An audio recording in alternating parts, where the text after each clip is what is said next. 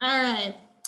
So it's 2:00. I'm going to go ahead and get started, knowing that there's going to be some more of us joining, but I want to be able to give plenty of time for this topic because I know we've gotten a lot of interest on this topic, and it's a great conversation for us to have right now. So first of all, thank you everyone for joining. This will also be live, and the deck that Jake is sharing will go back up on ticketplaybook.com, and we'll make sure that you have connection to him following this. We'll obviously take a break next week for the holiday here in the States, and then jump back in with some more topics in between Thanksgiving and the Christmas time holiday. So if you have ideas, I did get one from someone from the Ducks, but if you have ideas on other topics or other things that you'd like us to bring to the forefront, we are more than welcome to do so. So without further ado, if you haven't, again, chimed in, please, that was always helpful. That way we know who's been here or who's here, and for Jake, kind of what teams we're talking to. So please put that in the chat, but I'm going to introduce Jake Bjorseth. Jake, we got connected through a mutual contact on LinkedIn, I think, right? That's how we started. You're muted, by the way. Okay. Yeah. So Jake is the CEO and founder of Trndsttrs Media in Kansas City. They focus completely on Gen Z. So this is all they do is work with brands on how to communicate, how to engage, and how to resonate with Gen Z. And so when we've been talking to Jake back and forth about just some of the things that are happening in our industry, we've talked a lot about how does Gen Z play into the role of what our industry is going to look like and what's going to happen as we come out of this. And so Jake has some very interesting insights that he wants to share. And then we'll open it up at the end for questions. So if you guys have any questions, you definitely will have some time to pick Jake's brain. So without further ado, I'll let Jake take it over. And Jake, you're still muted, just so you know. And he's going to go ahead and share his screen and talk through some more about Gen Z. Yeah, thanks so much for having me. Really thrilled to dive into all things Generation Z. That's what we do best as a Gen Z owned and operated agency, and really thrilled to highlight some trends in the space right now and how we can best align with this demographic, especially in this space. So I'll share my screen and we'll go through a quick kind of just overview, and then from there we can dive into more of the Q&A and get more detailed, because I want to ensure that we can align across all fronts.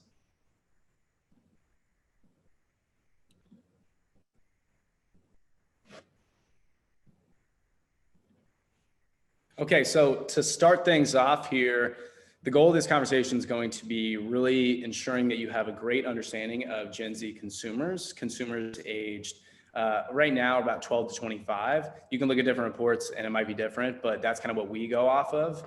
And so some of the agenda today that we'll dive into is going to be understanding Gen Z, and then specific action items, playbooks, et cetera, to best engage this audience. But just a little more information on myself and our company. We are at its core an ad agency, but pair that with Gen Z. So our entire team of 18 to 27-year-olds is our oldest. So we kind of have some fringe millennials here and there, but we help brands understand and connect with these consumers through insights, strategy, and then even marketing executions. And some of the brand partners we've worked with, we've obviously worked a lot at the Fortune 500 level with brands like McDonald's and North Face, United Healthcare, and Denny's. But we also work a lot at the startup level with some brands in the fintech space, cosmetics, CBD, fashion, apparel, you name it. So in terms of the agenda, like I mentioned prior, we'll first talk about why we even want to look at Gen Z in the first place, because that needs to be the first question. Like, why are we even wasting our time on Gen Z in particular, which I'll explain. And then the second is going to be ultimately what matters to Gen Z, understanding them at their core, because this is something always evolving and there's no necessarily like silver bullet to engage Gen Z. Social media, content, et cetera, certain promotions, while those can certainly help, those are just like parts of what is a much larger puzzle. And then finally, we'll get into details of like how we would best go about reaching Gen Z. So first off, why should we care about Gen Z? Well, the first is going to be shareability. This is a consumer base that, as you know, is always sharing content, whether it's on stories with, Instagram, Facebook, Snapchat, now even Twitter has stories, if you guys have seen the updates, post content, et cetera.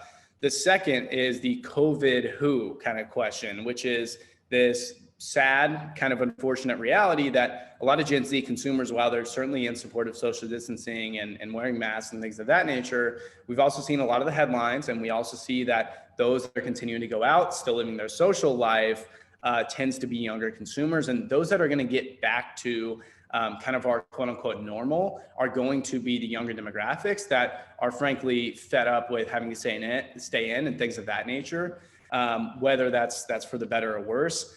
And finally, it's going to be sustainability and LTV. This is an industry in particular that has very much struggled to reach Gen Z despite our success with millennial demographics. And so when we think about the sustainability of our teams, we need to be looking at our audience base, the fans in the crowd, and wonder, okay, how many of these 55, 60, 65-year-old individuals are still going to be coming to games in 10 years? The reality is a younger fan base poses an incredible opportunity for growth and several different categories, which I'll be sure to cover. Now, when it starts with Gen Z, we have to understand that these are not just millennials on steroids. A lot of the traits that we derive from millennials, we like to think that, oh, Gen Z is kind of the same, but a little bit more intense. But the reality is that simply isn't true. Now, millennials have actually been kind of a grace to the industry thus far, where they're watching live sports at least once a week. About 50% of all millennials are, and they're preferring to get, in-person experiences, things of that nature. But Gen Z right now, it's about half of that. And that's where the trends are going. So this is going to be an elusive audience to reach, and one that we're certainly struggling with across the industry. And so when we think about reaching Generation Z, we have to understand, like, what do sports mean for Gen Z? Because it's a lot different than Gen X, baby boomer, and certainly millennials. And so the first is social discovery. The reality is where Gen Z is getting their news, their updates, and where they're most following sports and professional leagues is going to be through social media. That's where they're getting their news, whether across Twitter, Instagram, TikTok, YouTube, you name it. And the majority of their actual content consumption is going to take place on social, not actually watching the live game. The next is going to be streaming. Now, the reality is Gen Z is twice as likely to stream live sports rather than watching that or going to the game. And the primary reason being Gen Z is a demographic that this has been accustomed to. And I'll even take it from my personal experience. Myself and my partner right here, I got a bookshelf. I'm not a TV guy, so I don't have a TV. So I'm going to, maybe crack streams, buff streams, grandma streams, so on, to stream all of my live sports on one of my laptops. So that's a kind of a personal use case there. And then finally, esports and kind of getting rid of the quote unquote E within esports.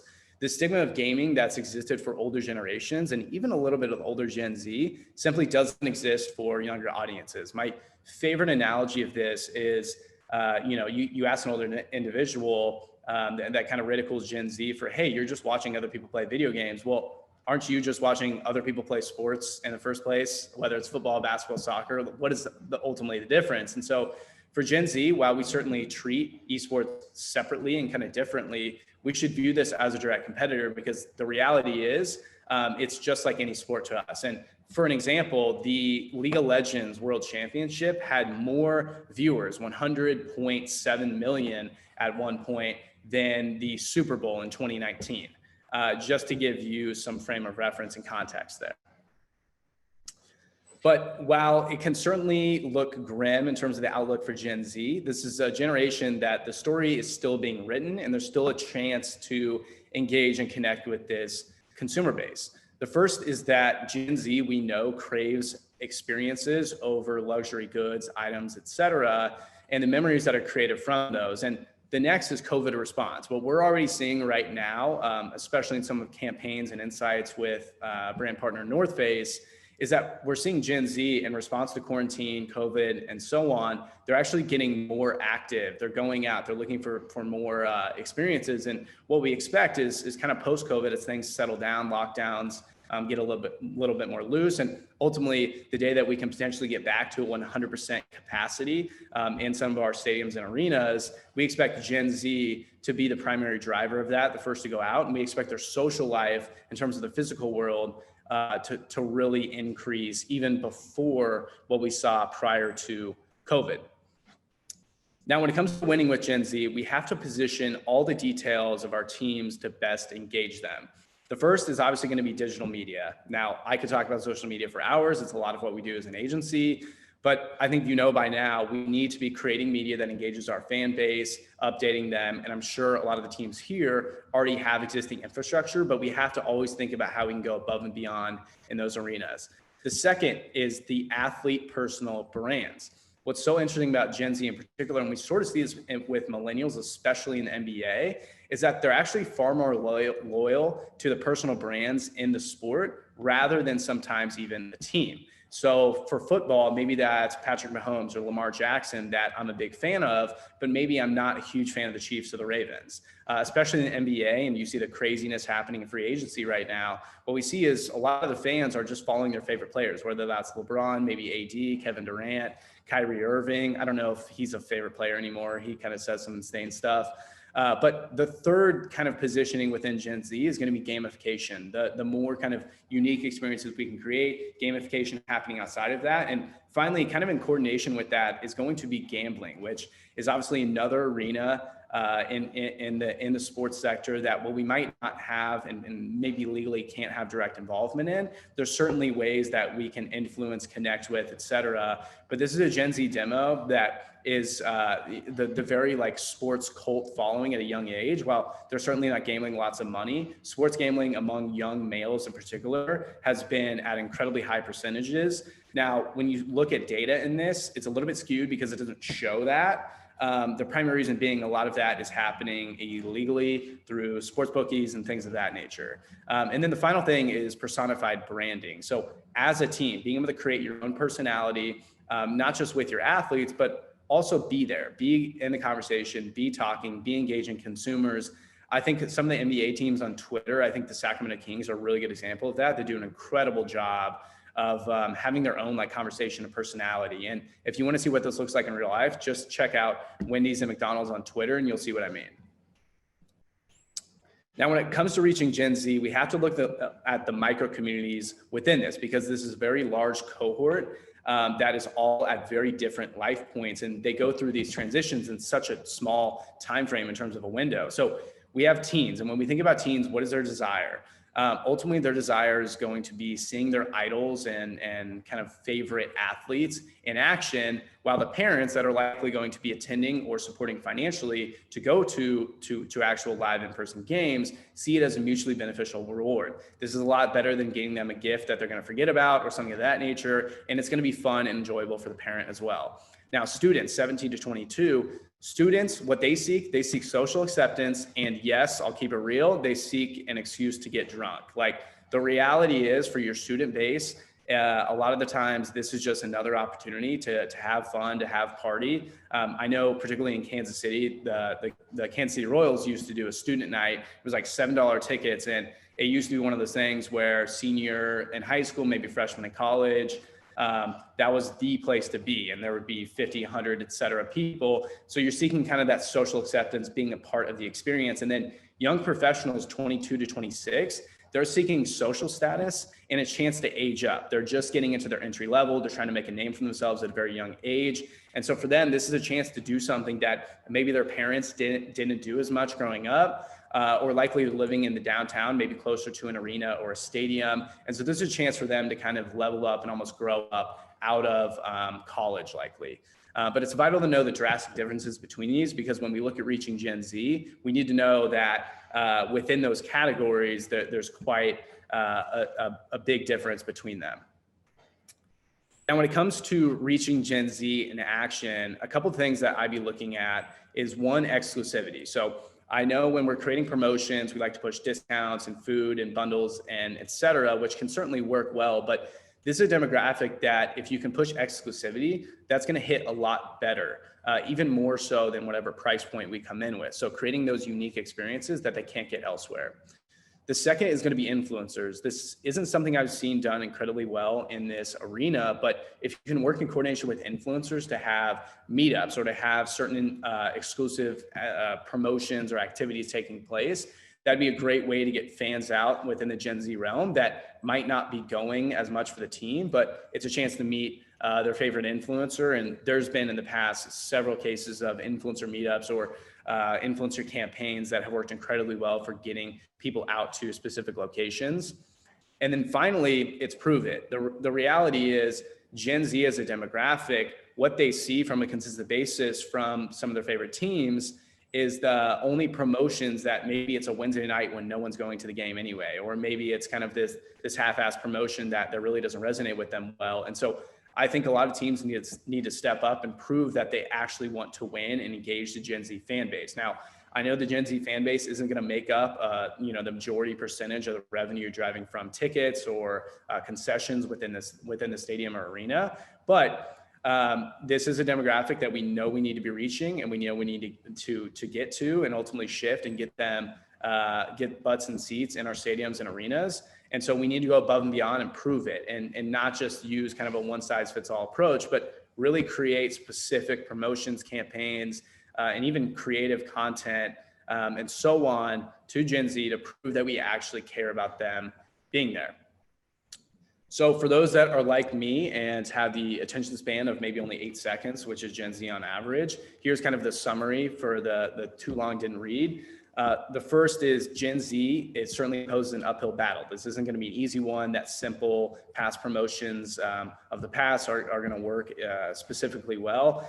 The second is ignore macro data on Gen Z and focus on micro and hyperactive communities. Now, Gen Z at large might not have the extreme loyalty to sports that other demographics have, but there are hyperactive communities within Gen Z that you can connect with and resonate with. And you don't need to be reaching the entire Gen Z cohort. You just need to be reaching the small hyperactive community that can drive the most bottom line revenue.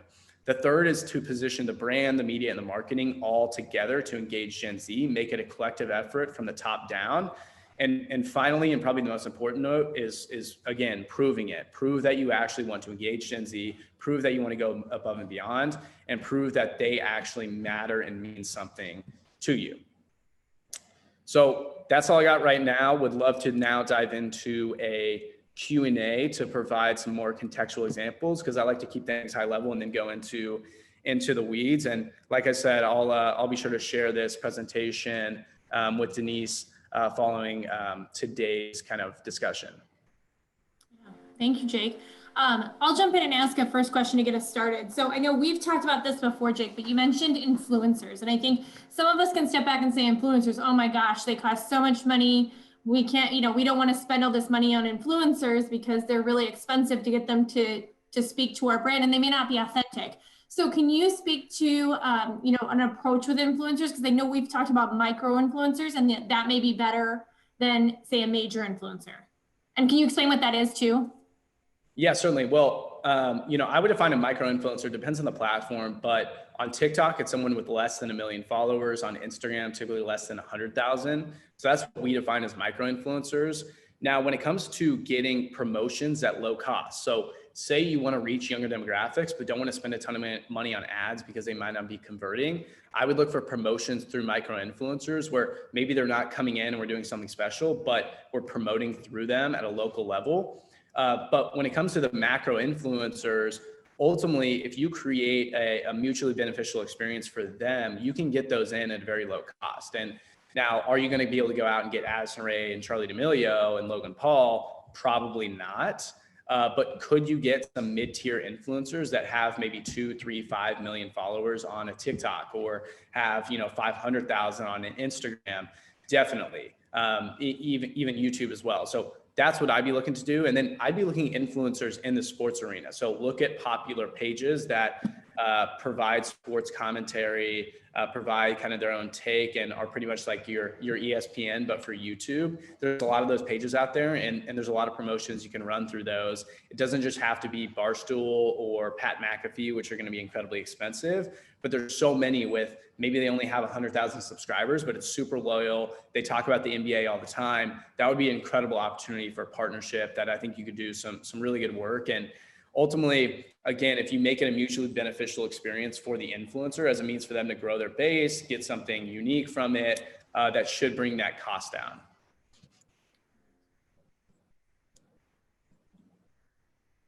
Other questions for Jake? I have a couple more that I could ask, but I want you guys to be able to ask questions. Anyone? Okay, I'll jump back in. So Jake, you talked about experiences and providing experiences to Gen Z. like based on what kind of about our industry, because we've had some of these conversations, what kinds of experiences or what's enough of an experience that would resonate? Yeah, that's a good question. And I think it's very team dependent. And that's why like a one size fits all approach is a little bit difficult, but I would be thinking about really unique experiences you can create that aren't maybe traditional or ordinary. I mean, something as simple as like a tailgate party that's coordinated with X, Y, and Z. Maybe you get some brands in there, influencers, so on. I think that could have some very high potential. I think there's experiences that can happen inside the stadium that would be really interesting.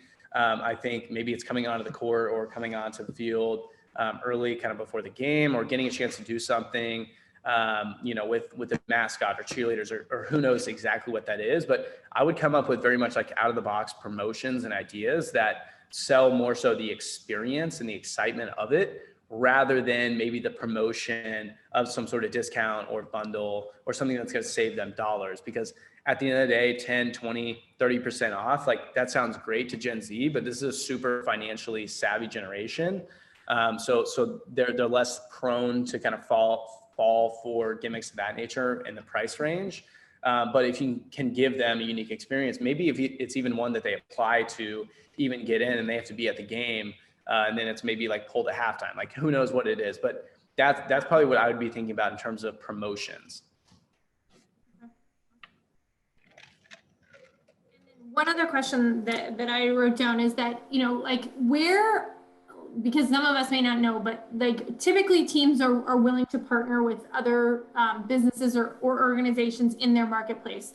What are some of those businesses or organizations or types of places that Gen Z is already spending money at that may be a good kind of, marriage for us to say, hey, so-and-so, like, let's do something together. Maybe our game is the starting off point. I saw your post today on LinkedIn about how, if you're marketing to Gen Z, typically they're consuming when you're sleeping, right? Because they're starting their day or their night at 8 o'clock or, and they're going till 2 or 3 in the morning, right? So what are some of those places that we could partner with or ideas of places that we could partner with that could be a win-win? Yeah, certainly. So I think the influence arena is super beneficial for creating those win-win moments. I think another would be brands, because brands are always trying to figure out a way to reach Gen Z, especially physically. So maybe that's, one of AB InBev's new seltzers, or maybe that's some sort of soft drink or product within that category, food. Those are always beneficial. But I also think any brand that is, I would say, like future first and very much aligned with Gen Z. So likely, and it doesn't have to be nonprofits, but brands within maybe the sustainability category, and being able to find a way to bring out very activist Gen Z that cares for that. I think, diversity and inclusion and a lot of the conversations around there, I think there could be a lot done in that arena as well. So that's what I would be thinking about, like brands that stand for something more that we can best engage with. That way it's not seen as a mere kind of sales transaction, but if you can create maybe physical experiences with the brand, that's something that brands are struggling with so much right now as Gen Z moves further and further away from retail, along with like most consumers right now, is how do we engage Gen Z at a physical level? Because there's only so much we can do digitally. But if you can potentially have a win-win for a Lululemon or others, where it is an in-person physical experience, that's incredibly beneficial for brands. I know we get asked that question all the time and haven't been able to do much in that realm, but that's probably what I would say. If you create kind of that physical experience with a brand, that might be a win-win. Mm-hmm. That's a great point, because we talk a lot about, and we have talked a lot about the fact that our venues are some of the biggest places in like our entire cities. And, we can still have socially distanced opportunities, but still house a lot of people because of the size and scope of our venues are, in our cities. So it's interesting that you say that there may be opportunities for us to partner locally with brands that are struggling to physically connect with Gen Z, and we can provide them that opportunity. Definitely. And I think that's a huge vertical too, because I think you can get the brands aligned with that and promoting accordingly. And I also think like those partnerships with brands says a lot about oftentimes says more about the team and how they care for Gen Z than anything else. And I think it shows that they're willing to have that conversation or push forward or look to do X, Y, and Z. So yeah, I think the physical experience is like the sell to a brand. And I know that's something that brands are always looking for. And then I think it's just a matter of creating that activation and promoting it in coordination with whatever that brand or influencer ultimately is. Great point. I have some ideas coming to mind. We were talking on the, we had an NFL only call, and the Buffalo Bills do a kickball tournament. That's a huge success for them. And I think like that could be a fantastic activation for some sort of sponsor brand to come in, that speaks to you get Gen Z activated in that. Like, I mean, I'm sure that would be something that would speak to Gen Z highly. So then you can tie in a food brand for providing food, or some sort of beverage brand, in some way, shape, or form, something to, sponsor the t-shirt. I mean, there's just so many ways that you could tie someone into that. Even a yoga night, you mentioned Lululemon, like, are we activating our local Lululemons to tie into our yoga night? Or maybe it's a different yoga studio that does have that sustainability and, piece that speaks to Gen Z. So I think it's interesting to see it come full circle in the way that we talk about what we do, mostly in ticket sales or group sales, but it takes that sponsorship, marketing, the whole circle to bring them full circle. Yeah. And I think there's a lot of micro communities within Gen Z that pose so much potential, whether it is kind of your activist groups or nonprofits. Obviously at a collegiate level, there's groups, there's clubs, there's fraternities, sororities, so on. They could all look to engage with. And then at high school level, there's sports teams, there's also clubs there.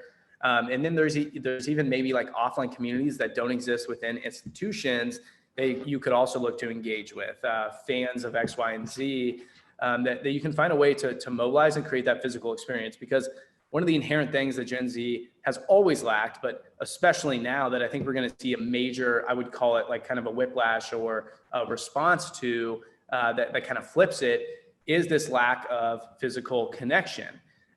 Whether it's working from home within their career or their college being cut short in terms of their social life, and now it's totally online. They got to deal with their parents when they're living at home and things of that nature, and younger siblings, and then high schoolers whose graduations, their proms, their homecomings, their snowballs and things of that nature are being canceled.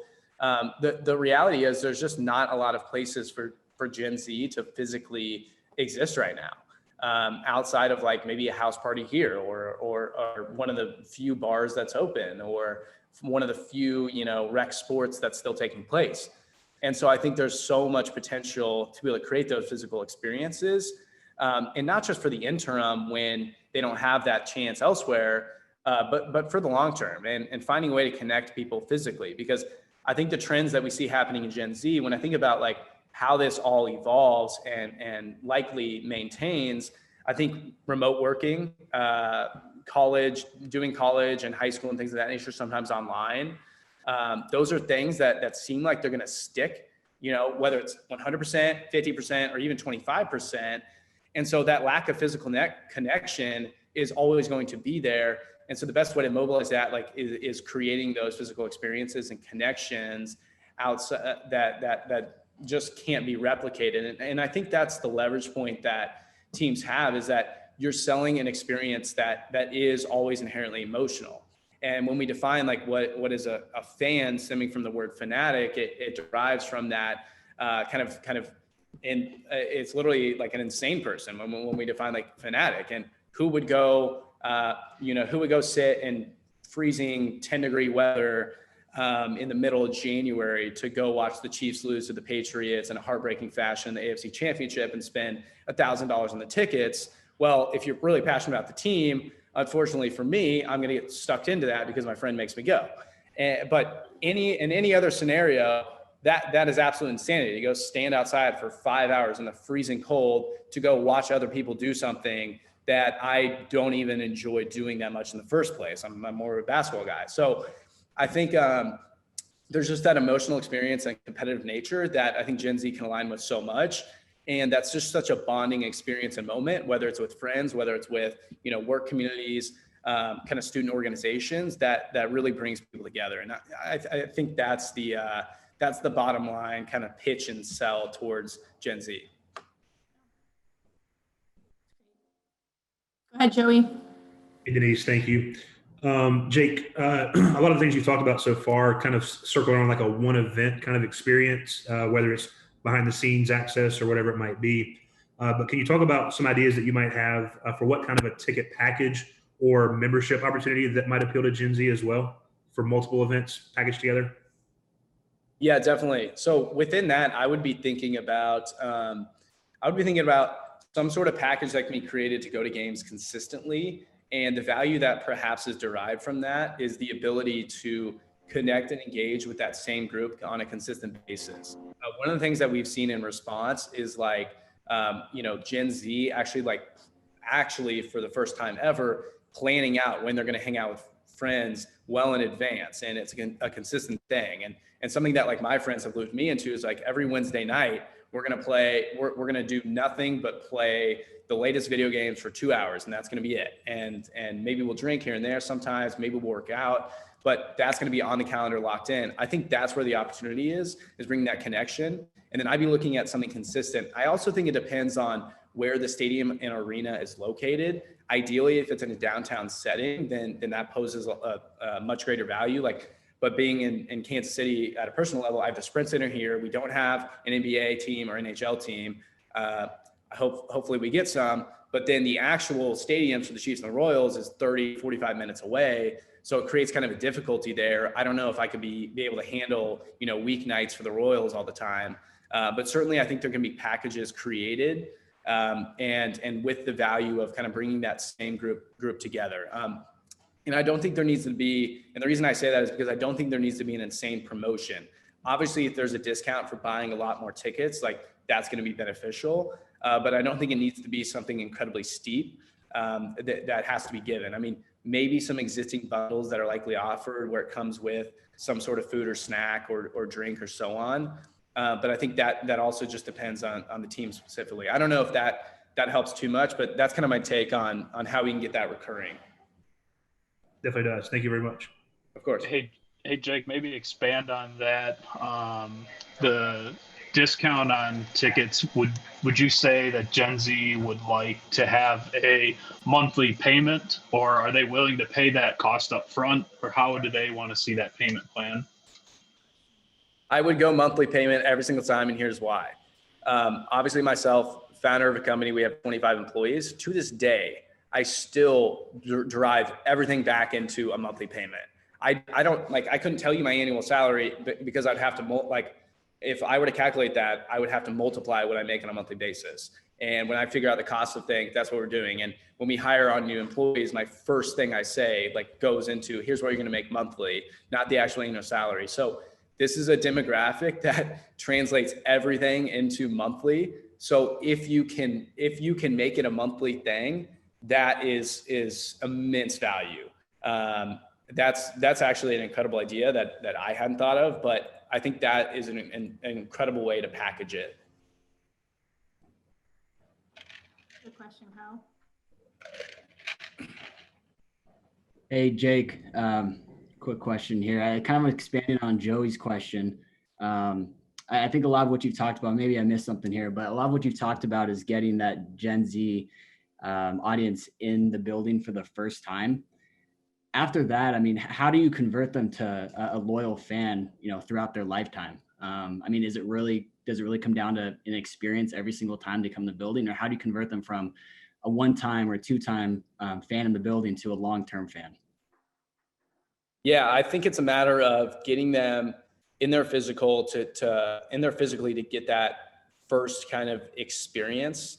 And then from there, it's going to come down to the digital media and how well we are creating kind of that fan kingdom almost across the board. That's going to get them to kind of press that loyalty and desire to go to that.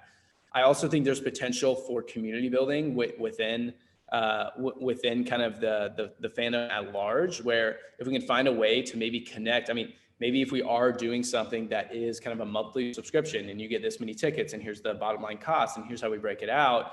Well, maybe that's a part of an exclusive Gen Z community where they can connect with other diehard fans of whatever team, and maybe we figure out a way to connect that digitally. Maybe it's a private Instagram account where we share content that we don't share out on the public Instagram account. Like that's a super specific example and seems kind of stupid at the surface level, but the reality is those are things that Gen Z welcomes and takes pride in, more so than even like a dollar sign in terms of a discount. So that's what I would say. I don't think it has to be a new crazy experience every single time. I think the use of that experience is to get them in once or twice.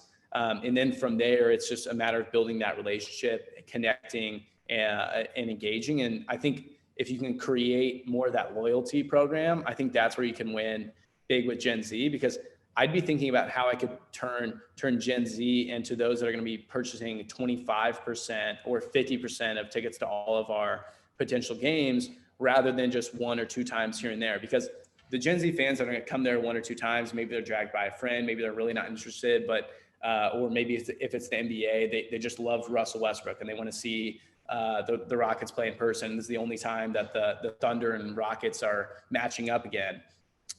So I wouldn't be as focused on reaching those 1 to 2 time buyers, but rather those buyers that are going to come in and consistently engage and buy.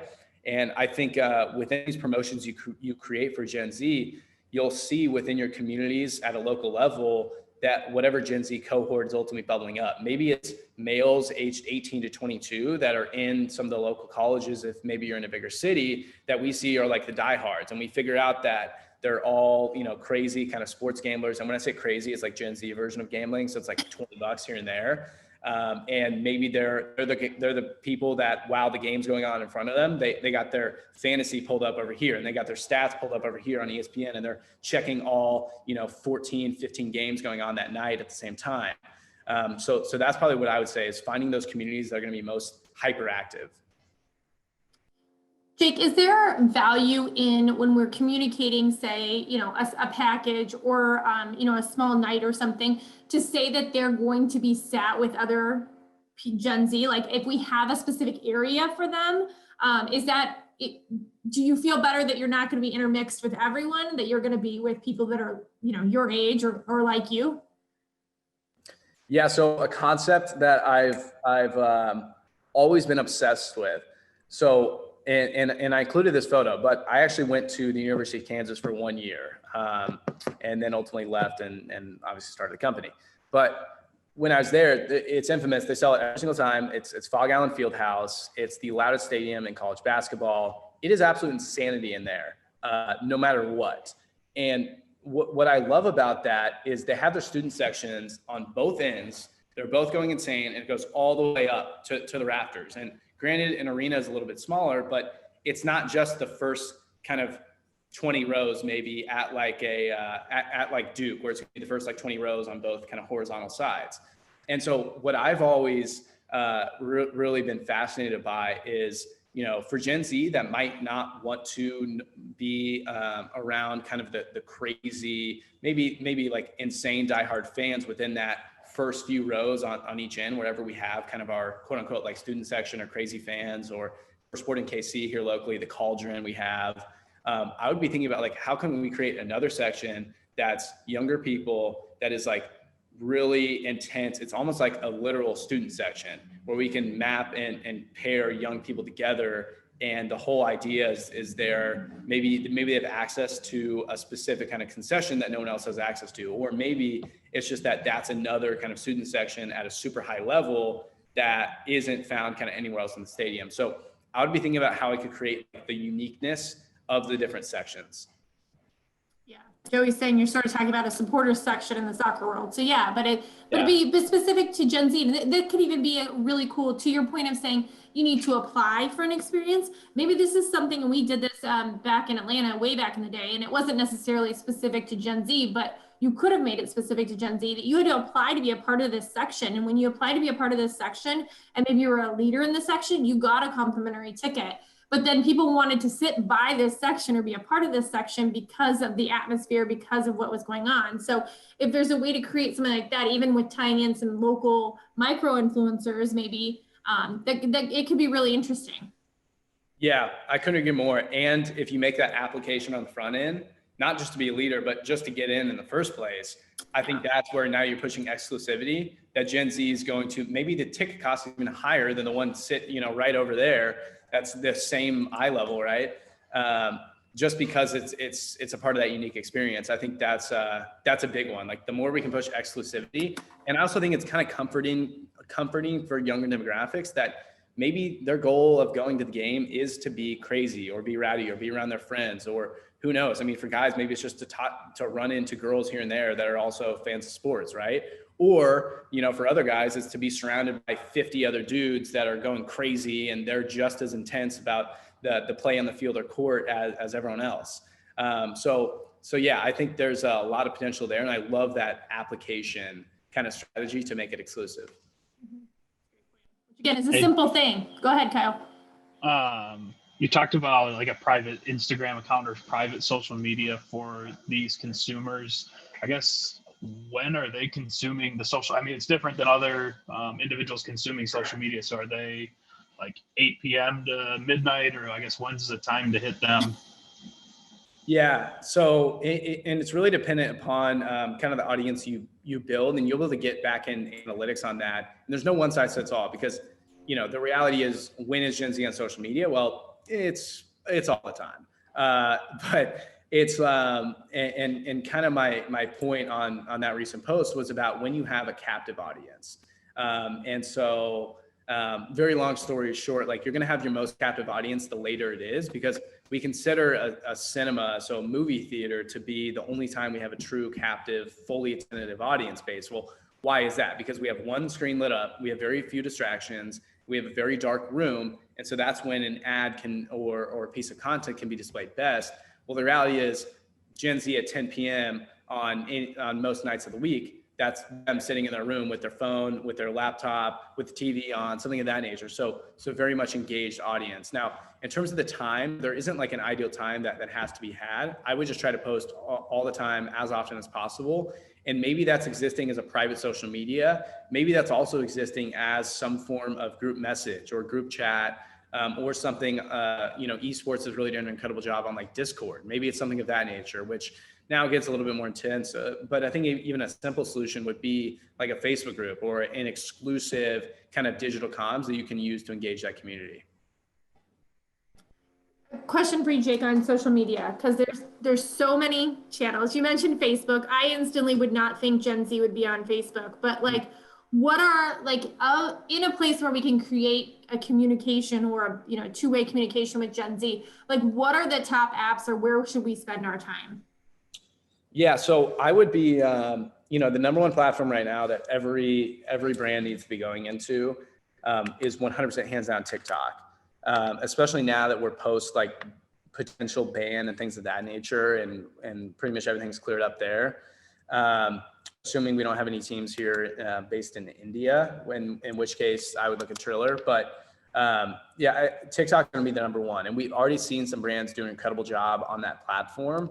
And it also, it almost like reflects on the brand too, that you are forward thinking and you want to reach Gen Z. And that's what we've seen when working and launching brands like North Face and Denny's on TikTok, is that we actually get incredibly positive support and response from the community there, because it does have kind of that cult-like Gen Z community, very much like early days of Facebook when it was only like college students. So I would put TikTok number one. I would put Instagram number two.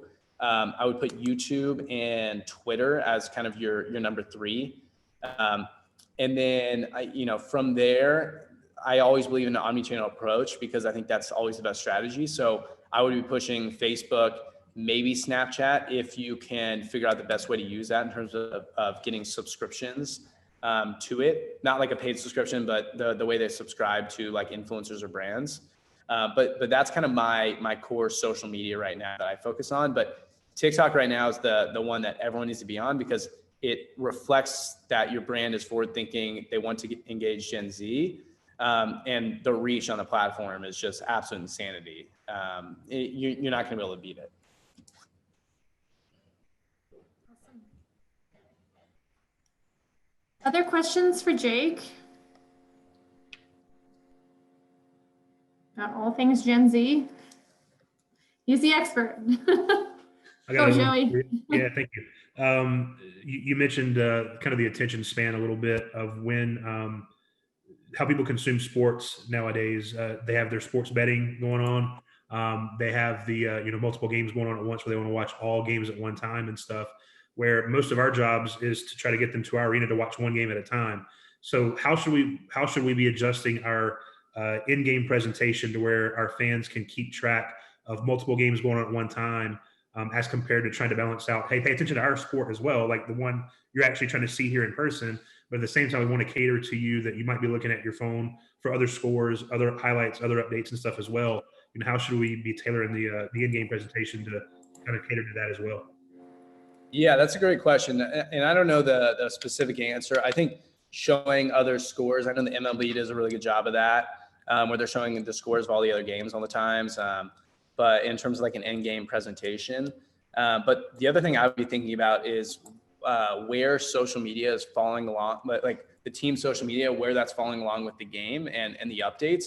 What you'll see within live sports, whether in person or just watching like a live game on TV, is right once it goes to commercial break, there's an insane spike in traffic on Twitter and Instagram and Facebook, because that's where they go to immediately check on it. And they want to see what are the local, what is 610 and 810 radio stations, what are they talking about right now? What is the 5 influencers I follow that are always talking about the Chiefs? What do they think of that last Patrick Mahomes throw that went out of bounds? Is he having some trouble? So that's where I think there can be a lot of value, where the teams can be joining in those conversations and can be providing kind of almost live game updates. Now, in terms of the in-game presentation, engaging some of those other teams, I think it's just a matter of like showing that and being cognizant of it. I wish there was a better, kind of more intense answer, but I'm no expert on the in-game presentation or anything of that nature. But yeah, I think the more you can showcase that, talk about it, and follow along with play-by-play and insights, that's where you can get a lot of value from those kind of downtimes within the game.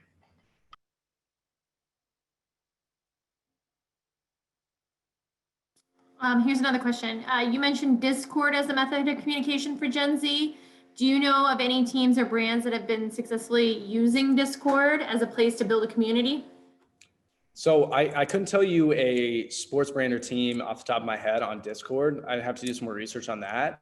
But the Call of Duty League within the esports realm does an incredible job. The Minnesota Rocker are in there along with all the other teams, and they have massive communities built in Discord. Now, esports is a little bit different, but so maybe it's not Discord for you, but maybe it's some iteration or version of that, because Discord tends to be like esports specific sometimes. But nonetheless, it is another channel. It's pretty much just like Slack, but a little bit more consumer friendly. So, I don't know of any sports teams in there, but in the esports realm, the esports teams, that's where they primarily live, how they push content, how they update their fans, how they get them out to their live streams, and so on. So I think it translates exactly over to professional live sports too.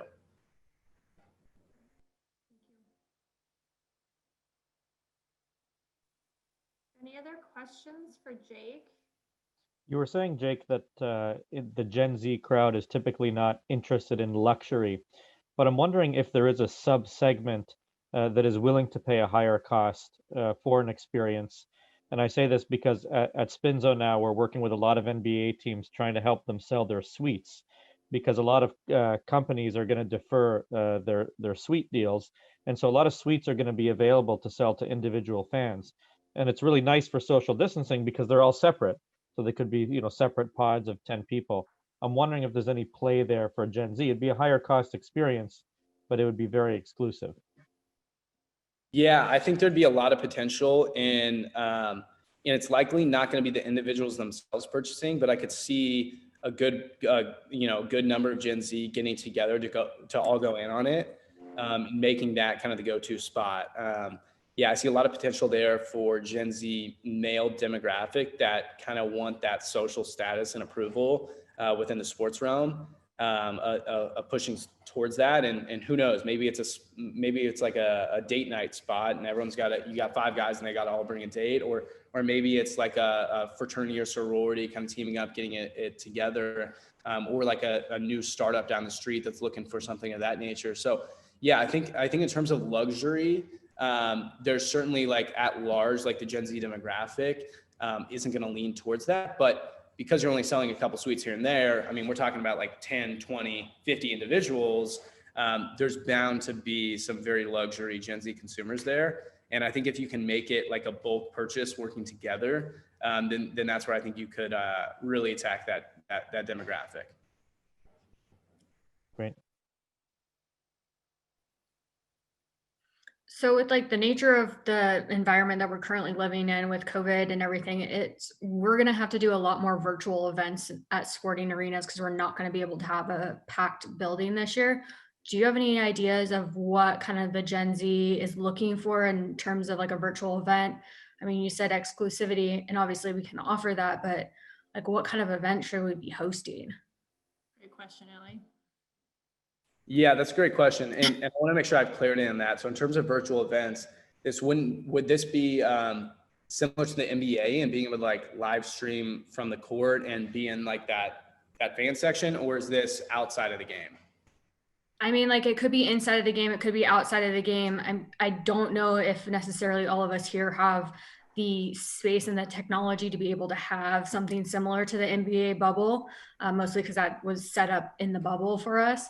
But we are looking at like different events, like whether it's before a game or after a game, or even like during the dead time of having player chalk talks, virtual events. Like we're looking at doing, I'm looking at doing like a sports career day, I guess is the best way to say it. And like targeting those older high school, younger college kids, and even some of the young professionals for that, and like including resume lookovers, things like that. So like, how should we best advertise, and like what kind of, like who are they looking to talk to, especially in sports? Yeah. I think there's a lot that could be done before the game. Now it gets tricky because who are they currently kind of watching for pregame, things of that nature, which they're less likely to tune into, a TV station or things of that nature. So oftentimes they're simply just not, and maybe just checking out some YouTube videos of some game kind of matchups prior.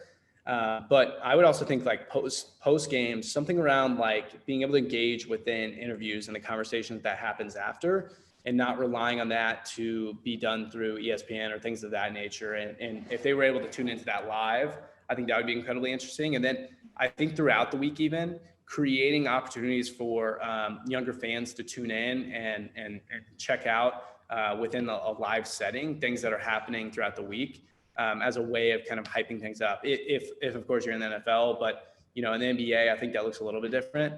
But ultimately, yeah, I mean, that's what I would be thinking about, how I can create those virtual experiences that people can simply sign on and tune into, like a YouTube or Facebook Live, really quickly, that are simply something that's not going to be offered elsewhere. It could be something as simple as like a player taking over the Instagram account, going on Instagram Live right after game and just talking about it. Now, that's when it gets tricky. I don't know the reality of that happening.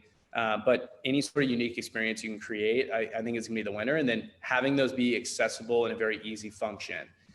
So if you can't go directly live to one of the social platforms, then I would look to at least promote on your social platforms where it can be accessed live and being able to tune into that.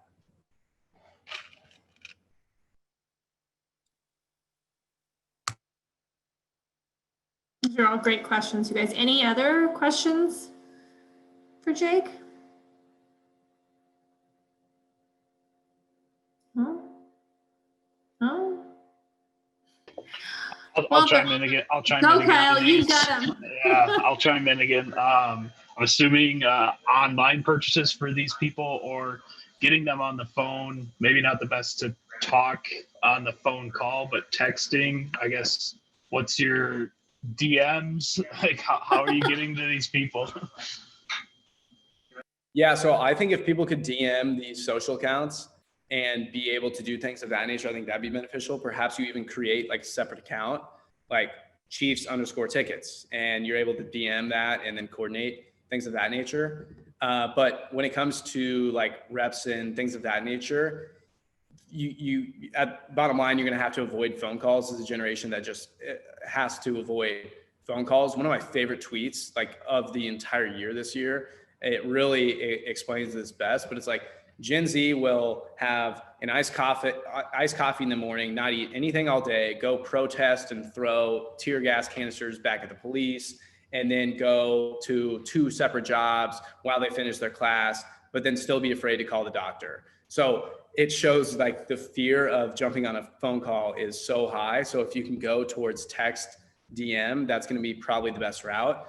You can also, I think, create some unique kind of front end experiences with some messaging tools where they could kind of go through, click, and get support or get whatever they're looking for right away through some sort of web-based platform. So I'd be looking at that as well. Very much online. That's funny. Meanwhile, I'm the person that like makes the phone call. And I'm like, human, I just want to talk to a human. Where is a human? So completely different.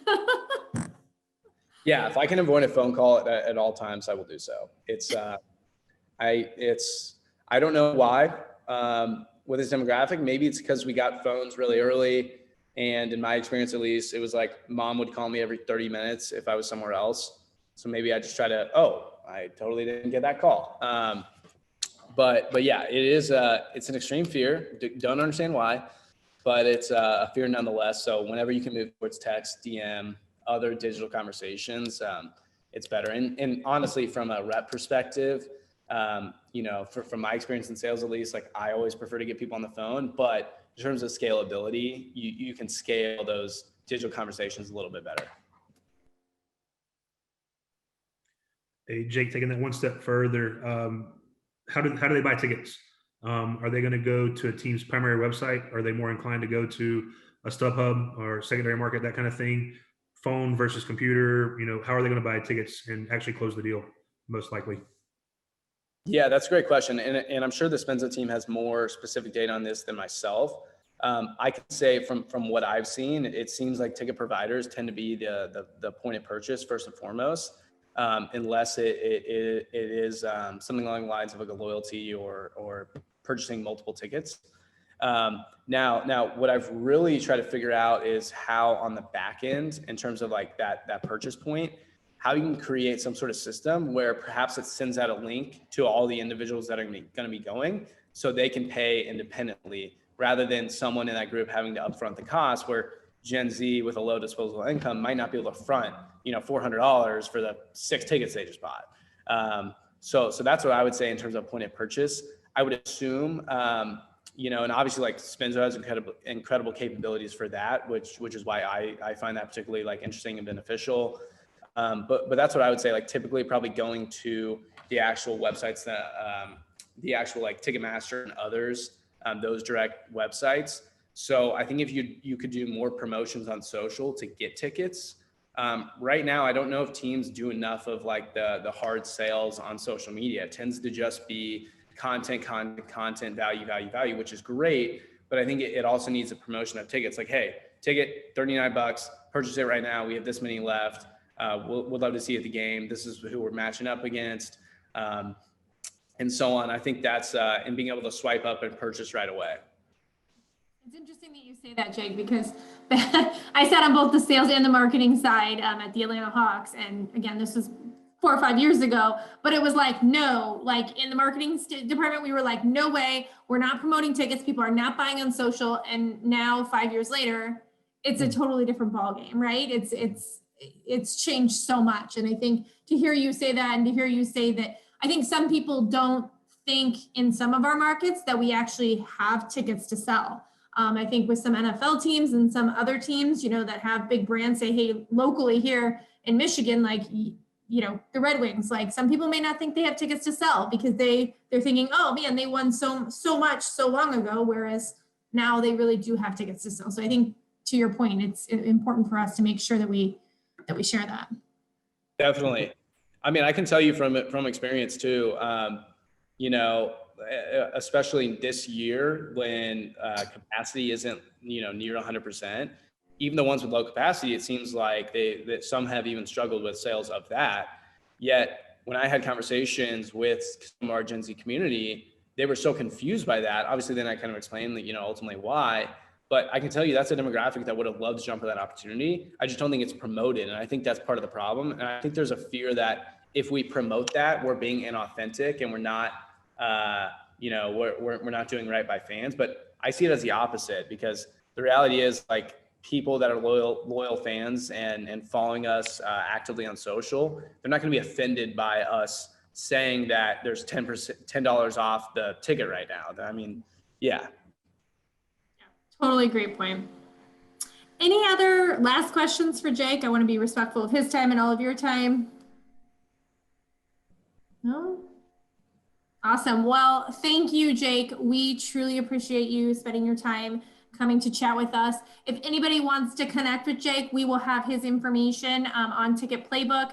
If you want to get in touch with him sooner rather than later, you can connect with myself or Emmanuel. We can connect them directly to you. Even for questions, for even further conversation with you and your team, if this is an avenue that you're planning to focus on. So thank you, everyone. Thank you, Jake. Have a great rest of your day, and happy Thanksgiving to all of you here in the States. Yeah, thanks so much for having me on. Thanks, guys. All right, take care. Yeah.